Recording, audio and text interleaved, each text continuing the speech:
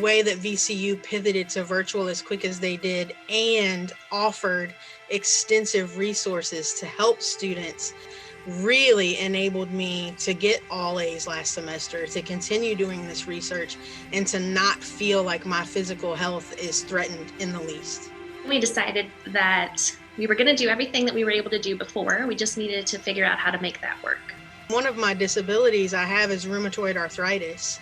And because of that, I actually take immunosuppressant medications, which make me extremely high risk for complications due to COVID. I felt like they have really taken the steps necessary to make me feel safe and able to continue my academic pursuits. I reached out to Spit for Science and I said, we'd love students to be able to continue to use the research data just remotely. And I was able to work with Spit for Science to get students access. Not only was I learning how to do the fundamental basics of doing research, I was doing it with something I'm passionate about, with a community that I've been in as long as I can remember.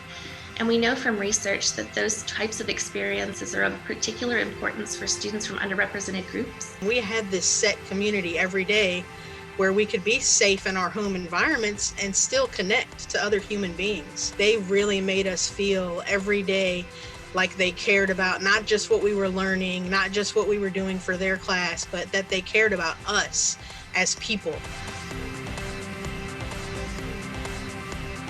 I've been pastor of this church for 25 years, and I have not seen a kind of relationship with the medical community and with the African American faith community as we have right now. And we may be the only program in the country that has weekly engagement, weekly interventions, weekly activity directly with our communities.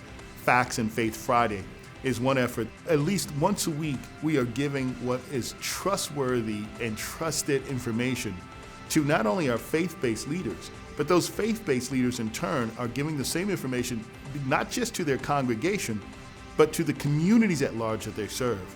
And my group, just the ones that I notify, has grown to over 40, almost 50 names. He has expanded it even beyond that to include other segments of the medical community.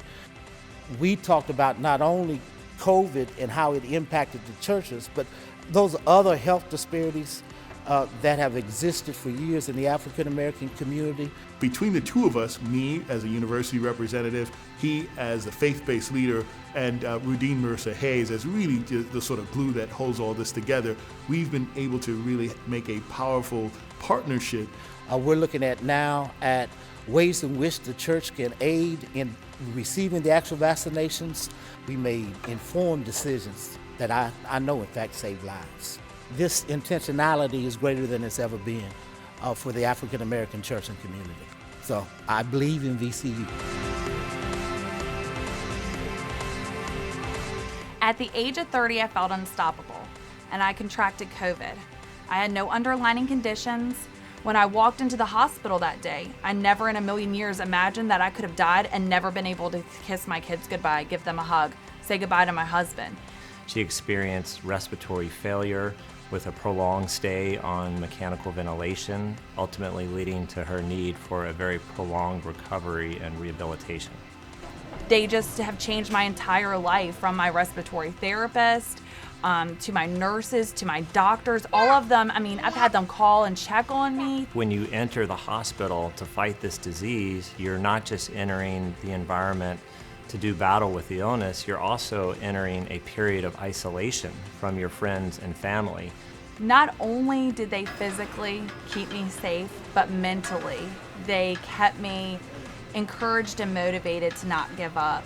Since the beginning of the pandemic, VCU has been on the leading edge of clinical trials and internal clinical research projects as well in fighting this disease to continue to improve the care and the survival of these patients. When I had bad days, they'd sit there and cry with me. But man, when I had those good days, they were there clapping with me and cheering me on. It's been exhilarating, it's been exhausting. We've learned a tremendous amount that I think will benefit healthcare at every level for many, many decades to come.